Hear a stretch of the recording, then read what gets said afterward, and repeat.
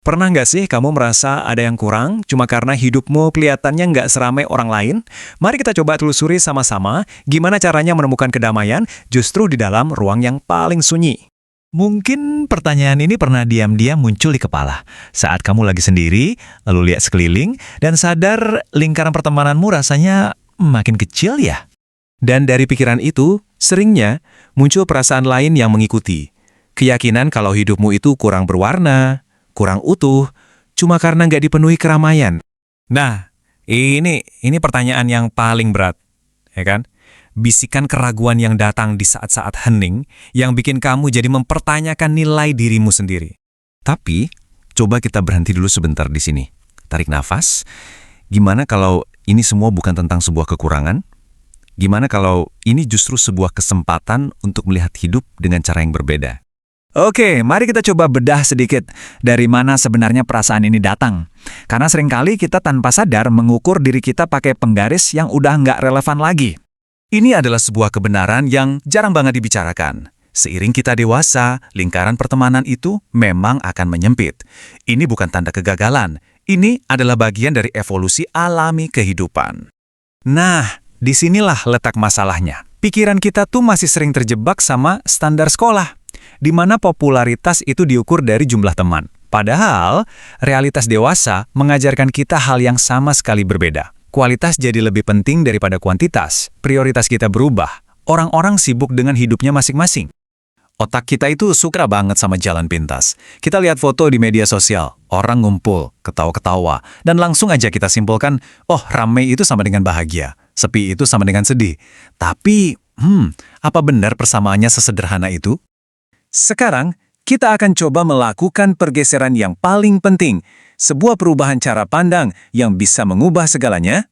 Ini semua tentang membingkai ulang cerita di kepala kita. Daripada kalimatnya, aku nggak punya banyak teman. Gimana kalau kita ganti dengan, aku punya ruang.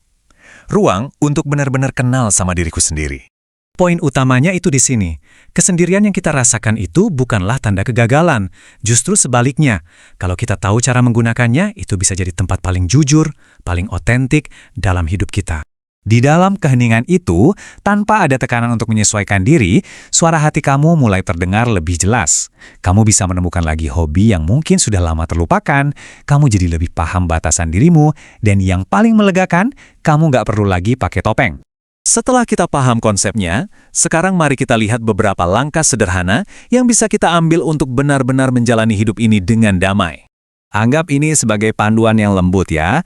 Pertama, berhenti terobsesi dengan jumlah. Fokus saja sama satu atau dua hubungan yang tulus. Lalu yang kedua, mulailah bangun hubungan dengan dirimu sendiri. Belajar untuk merasa nyaman dalam hening. Ketiga, isi hidupmu dengan hal-hal yang bermakna buat kamu. Nanti, kesendirian itu akan berubah jadi ketenangan. Dan terakhir, ini bukan berarti kamu membangun tembok ya, tapi tentang tetap membuka pintu tanpa ada paksaan. Ini klarifikasi yang penting banget. Menerima keadaan sekarang, itu artinya kamu merasa utuh dan baik-baik saja saat ini juga. Ini sama sekali nggak sama dengan menyerah pada harapan untuk terkoneksi di masa depan. Kamu itu sudah utuh, baik dengan atau tanpa orang lain. Oke, mari kita simpulkan perjalanan singkat ini dengan sebuah perenungan.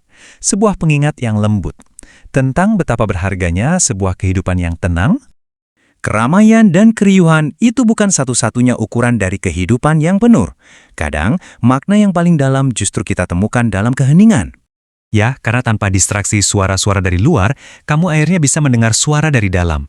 Ini adalah sebuah kehidupan yang nggak perlu membuktikan apa-apa ke siapapun. Tolong dengarkan ini baik-baik. Kalau perasaan itu datang hari ini, coba untuk nggak langsung menghakiminya. Beri jeda sebentar. Dan ini pertanyaan terakhir untuk kamu renungkan. Bagaimana jika yang selama ini kamu kira sebagai kesepian, itu sebenarnya adalah ruang.